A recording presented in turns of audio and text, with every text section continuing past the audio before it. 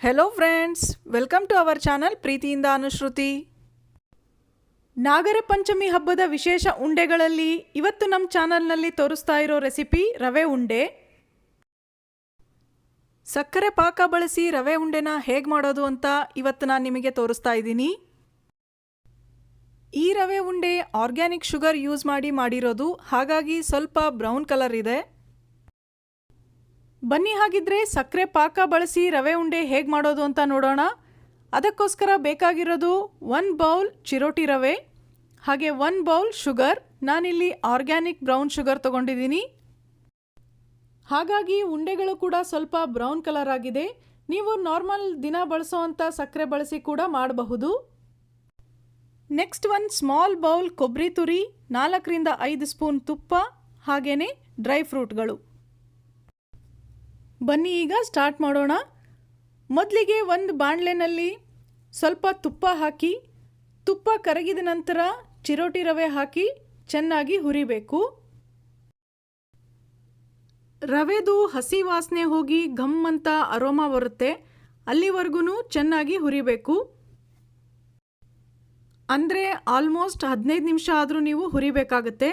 ಅದು ಕೂಡ ಕಂಟಿನ್ಯೂಯಸ್ ಆಗಿ ಹೀಗೆ ಕೈಯಾಡಿಸ್ತಾನೇ ಇರಬೇಕು, ಇಲ್ಲ ಅಂದರೆ ರವೆ ಸೀದೋಗ್ಬಿಡುತ್ತೆ. ಚಿರೋಟಿ ರವೆ ತುಂಬ ಸಣ್ಣಗೆ ಇರುತ್ತೆ ನೋಡಿ, ಹಾಗಾಗಿ ಬೇಗ ಸೀದೋಗ್ಬಿಡುತ್ತೆ. ಈಗ ನೋಡಿ ಆಲ್ಮೋಸ್ಟ್ 15 ನಿಮಿಷ ಹುರಿದ ನಂತರ ಆಗಿದೆ. ಈಗ ನೋಡೋದಕ್ಕೆ ಅದರ ಟೆಕ್ಸ್ಚರ್ ಕೂಡ ಚೇಂಜ್ ಕಾಣ್ತಾ ಇದೆ ಅಲ್ವಾ. ಈಗ ಇದನ್ನು ಒಂದು ಪ್ಲೇಟಿಗೆ ತೆಗೆದು ನಂತರ ಅದೇ ಬಾಣಲೆನಲ್ಲಿ ಕೊಬ್ಬರಿ ತುರಿನ ಸ್ವಲ್ಪ ಹುರಿಬೇಕು. ತುಂಬ ಏನೂ ಬೇಡ, ಸ್ವಲ್ಪ ಬೆಚ್ಚಗಾದರೆ ಸಾಕು. 1-2 ನಿಮಿಷ ಫ್ರೈ ಆದ ನಂತರ ಇದನ್ನು ಕೂಡ ಪ್ಲೇಟಿಗೆ ತೆಗೆದಿಟ್ಕೊಳ್ಳಿ. ಈಗ ಇದರಲ್ಲಿ ಮತ್ತೆ 2 ರಿಂದ 3 ಸ್ಪೂನ್ ತುಪ್ಪ ಹಾಕಿ ಡ್ರೈ ಫ್ರೂಟ್ಸ್ನ ಫ್ರೈ ಮಾಡ್ಕೋಬೇಕು. ನಾನಿಲ್ಲಿ ಬಾದಾಮಿ ಮೊದಲಿಗೆ ಹಾಕಿ ಫ್ರೈ ಮಾಡ್ತಾ ಇದ್ದೀನಿ, ಆ ನಂತರ ದ್ರಾಕ್ಷಿ ಸೇರಿಸ್ತಾ ಇದ್ದೀನಿ. ಯಾಕೆ ಅಂದರೆ ದ್ರಾಕ್ಷಿ ಬೇಗ ಫ್ರೈ ಆಗಿಬಿಡುತ್ತೆ ಅಲ್ವಾ. ಇದರ ಜೊತೆಗೆ ಗೋಡಂಬಿ ಹಾಗೆ ಪಿಸ್ತಾ ಕೂಡ ಸೇರಿಸ್ಕೋಬಹುದು. ಬಾದಾಮಿ ಸ್ವಲ್ಪ ಫ್ರೈ ಆದ ನಂತರ ಈಗ ದ್ರಾಕ್ಷಿ ಸೇರಿಸ್ತಾ ಇದ್ದೀನಿ. ನಾನಿಲ್ಲಿ 2 ಥರದ ಒಣ ದ್ರಾಕ್ಷಿ ಯೂಸ್ ಮಾಡಿದ್ದೀನಿ. ನೋಡಿ ಡ್ರೈ ಫ್ರೂಟ್ಸ್ ಎಲ್ಲ ಫ್ರೈ ಆಗಿ ಆಯಿತು. ಈಗ ಇದನ್ನು ಕೂಡ ಒಂದು ಪ್ಲೇಟಿಗೆ ತೆಗೆದಿಟ್ಕೊಳ್ಳಿ. ಹಾಗೆ ಸಕ್ಕರೆ ಪಾಕ ರೆಡಿ ಮಾಡ್ಕೊಳ್ಳೋಣ. ಸಕ್ಕರೆ ಪಾಕ ಮಾಡೋದಕ್ಕೆ 1 ಬೌಲ್ ಸಕ್ಕರೆ ಹಾಕ್ತಾ ಇದ್ದೀನಿ. ಹಾಗೆಯೇ 1/4 ಭಾಗ ನೀರು ಹಾಕಬೇಕು. ಅಂದರೆ 1 ಬೌಲ್ನಲ್ಲಿ ಸಕ್ಕರೆ ತೊಗೊಂಡಿರ್ತೀವಲ್ಲ, ಅದೇ ಬೌಲ್ನಲ್ಲಿ 1/4 ಭಾಗ ಮಾತ್ರ ನೀರು ಹಾಕಬೇಕು. ಇಲ್ಲಿ ಸಕ್ಕರೆ ಕರಗೋ ಅಷ್ಟು ನೀರು ಹಾಕಿದರೆ ಸಾಕು, ತುಂಬ ನೀರು ಹಾಕಿಬಿಟ್ರೆ ಪಾಕ ಚೆನ್ನಾಗಾಗೋದಿಲ್ಲ. ಈಗ ಈ ಸಕ್ಕರೆ ಕರಗಿ ಎಳೆ ಪಾಕ ಬರಬೇಕು, ಅಂದರೆ 5 ರಿಂದ 6 ನಿಮಿಷ ಇದನ್ನು ಬಾಯ್ಲ್ ಮಾಡಬೇಕು. ತುಂಬ ಗಟ್ಟಿ ಪಾಕ ಆದರೂ ಕೂಡ ಉಂಡೆಗಳು ಚೆನ್ನಾಗಾಗೋದಿಲ್ಲ, ಅದರಿಂದ ಎಳೆ ಪಾಕ ಬರ್ತಿದ್ದಂಗೆ ರವೆನ ಸೇರಿಸ್ಕೋಬೇಕಾಗತ್ತೆ. ನೋಡಿ ಈಗ ಆಲ್ಮೋಸ್ಟ್ ಆಗಿದೆ. ಇದು 5-6 ನಿಮಿಷ ಕುದಿಸಿದ ನಂತರ ಹೀಗಾಗುತ್ತೆ. ಈಗ ನೋಡಿ ತೋರಿಸ್ತೀನಿ ನಿಮಗೆ. 1 ಸ್ಟ್ರಿಂಗ್ ಕನ್ಸಿಸ್ಟೆನ್ಸಿ ಅಂತಾರಲ್ಲ, 1 ಎಳೆ ಪಾಕ ಬರಬೇಕು. ರೆಡಿ ಆಯಿತು ಈಗ ನಮ್ಮ ಸಕ್ಕರೆ ಪಾಕ. ಇದಕ್ಕೆ ಹುರಿದಿಟ್ಕೊಂಡಿರುವಂಥ ರವೆ, ಕೊಬ್ಬರಿ ಪುಡಿ, ಡ್ರೈ ಫ್ರೂಟ್ಸ್ ಎಲ್ಲದನ್ನು ಸೇರಿಸಬೇಕು. ಸಕ್ಕರೆ ಪಾಕದಲ್ಲಿ ರವೆ ಹಾಕ್ತಿದ್ದಂಗೆ ಗಂಟುಗಳಾಗಬಹುದು, ಅದರಿಂದ ಸ್ವಲ್ಪ ಚೆನ್ನಾಗಿ ಮಿಕ್ಸ್ ಮಾಡ್ಕೊಳ್ಳಿ. ಈಗ ಇದು ತುಂಬ ತೆಳು ಅನ್ನಿಸ್ತಿರ್ಬೋದು, ಆದರೆ ರವೆ ಸಕ್ಕರೆ ಪಾಕನ ಹೀರ್ಕೊಳ್ಳುತ್ತೆ, ಸೊ ಆ ನಂತರ ಇದು ಸ್ವಲ್ಪ ಗಟ್ಟಿ ಆಗುತ್ತೆ. ನೋಡಿ ರವೆನ ಈ ರೀತಿ ಗಂಟುಗಳಾಗದೇ ಇರೋ ಹಾಗೆ ಚೆನ್ನಾಗಿ ಮಿಕ್ಸ್ ಮಾಡಿದ ನಂತರ ಈಗ ಕೊಬ್ಬರಿ ಪುಡಿ ಸೇರಿಸ್ಕೊಂಡು ಮಿಕ್ಸ್ ಮಾಡಬೇಕು. ನೋಡಿ ಈಗ ಮಿಕ್ಸ್ಚರ್ ಎಷ್ಟು ಗಟ್ಟಿ ಆಗ್ತಾ ಬಂತು.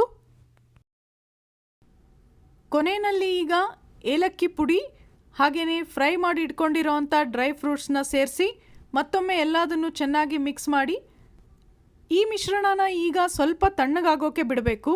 ಅಂದರೆ ಮುಟ್ಟೋದಕ್ಕೆ ಆಗಬೇಕು, ಅಷ್ಟು ಮಾತ್ರ ತಣ್ಣಗಾಗಬೇಕು. ಪೂರ್ತಿ ಆರಿಬಿಟ್ರೆ ಮತ್ತೆ ಉಂಡೆ ಕಟ್ಟೋಕ್ಕಾಗೋದಿಲ್ಲ.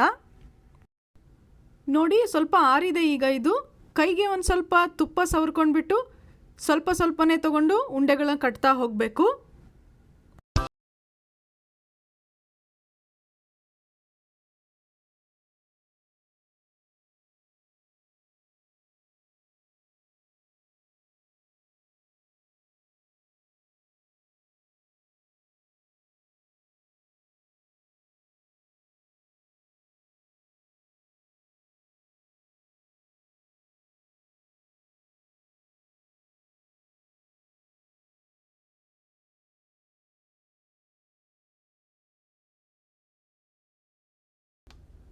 ನೋಡಿ, ಒಂದು ಕೈನಲ್ಲಿ ಉಂಡೆ ಕಟ್ಟೋದು ನಿಮಗೆ ಕಂಫರ್ಟ್ ಅನ್ನಿಸ್ಲಿಲ್ಲ ಅಂದರೆ ಈ ರೀತಿ ಇನ್ನೊಂದು ಕೈನಲ್ಲಿ ಹಾಕ್ಕೊಂಡು ಕೂಡ ಕಟ್ಟಬಹುದು.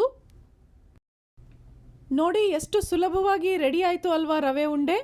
ನಿಮ್ಮೆಲ್ಲರಿಗೂ ಈ ವಿಡಿಯೋ ಇಷ್ಟ ಆಯಿತು ಅನ್ಕೋತೀನಿ. ಹಾಗಿದ್ರೆ ಲೈಕ್ ಮಾಡೋದನ್ನು ಮರಿಬೇಡಿ.